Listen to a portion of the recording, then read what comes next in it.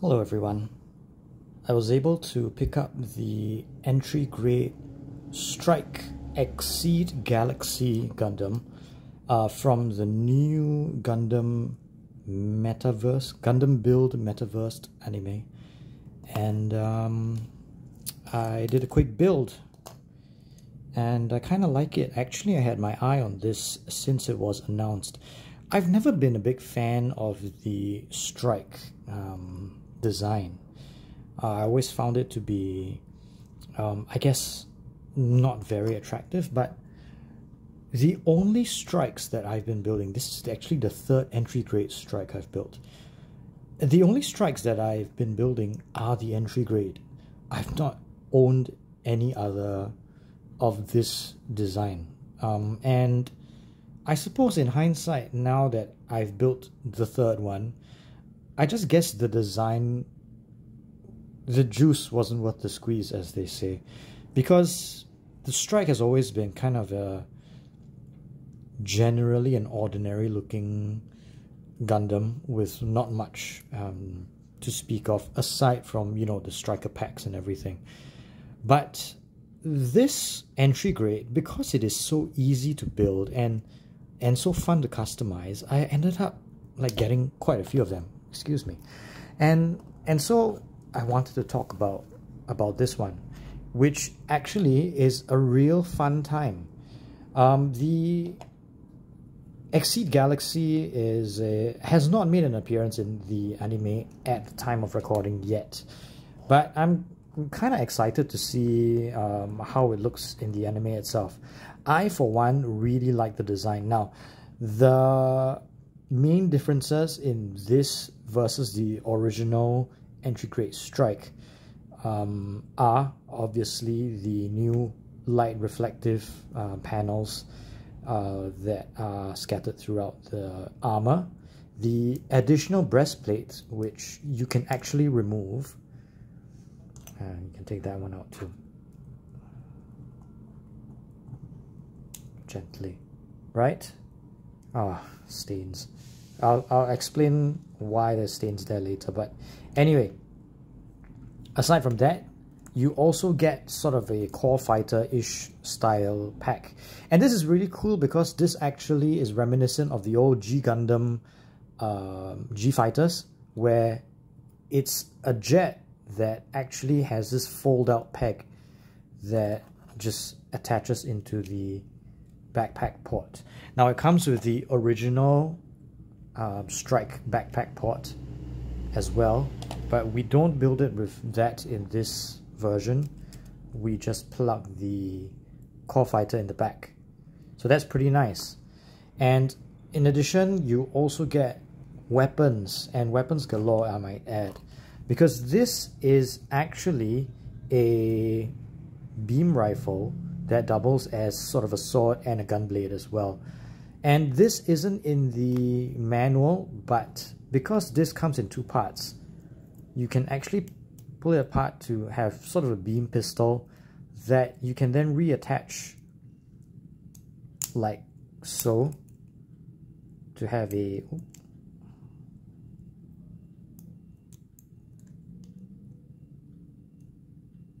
managed it just now. Okay, to have sort of a half open to expose that barrel. I don't know whether that's deliberate. Or, of course, you can then also wield it sort of like a pistol. And the great thing about this is, as you might have seen when I started, you can display this with everything attached. And that being said, this does come with a couple of spare bits. These are parts that actually came with the original entry grade Strike. There's the internal frame for the chest without pegs, without ports that allowed for the attachment of the new breastplate. And different knees, obviously with the new knees. And a couple of parts that, this was the original head with 2 Vulcans instead of 4, as you can see on this one. That's a very nice design. I love head Vulcans. And also the attachment for the shield, which you can obviously still probably attach on this and attach it to the arm like so. And the beam saber, the beam blade, attaches onto the shield like a weapon itself. And as I said, there are a couple of configurations to do this. The core fighter also has a peg that pegs into the arm, and you can peg this into the other arm like so. The placement of the peg is very close to the elbow, which is kind of weird for me, but I can live with it. And then, you know, attach this weapon as well. So there's everything fully armed. And I really like this design. But on to some of my gripes. This new translucent light reflecting material is pretty cool, but because the shoulders are so clear, it actually shows the attachment peg, these two bars on the inside. And I tried to hide it by coloring the inside with a Gundam marker. I actually used one of these. So this is the new Gundam EX Moonlight Butterfly. This is a holographic paint marker. And clearly it doesn't help much. You can see on the right side of the kit, I've actually colored the interior of the reflecting parts with Moonlight Butterfly. And to be honest, it really doesn't make that much of a difference. Obviously, with holographic paint, you're supposed to use it as a finish and not a substrate. Because why use a holographic paint with many colors underneath tinted plastic? It doesn't make any sense at all. But I will demonstrate this in the future. I'm just misusing it on this, so don't blame it on the moonlight, as they say. But aside from that one gripe, there is nothing I would complain about this. It's very firm out of the box. This is just built with just panel lining, and I'm very, very happy with it. I'm beginning to really like the entry grade strike design. Really poseable, very, very dynamic, incredibly dramatic poses that you can get out of this. And these new translucent parts are amazing.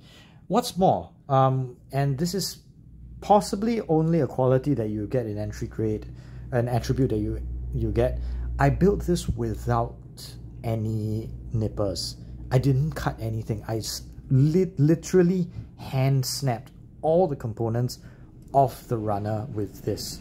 And well, you can see the nubs, but actually it's very, very cathartic to build because you don't really have to worry about a lot of these parts. After all, this is really just a build that you do for fun, and then maybe come back in a couple months and do a nice custom with it.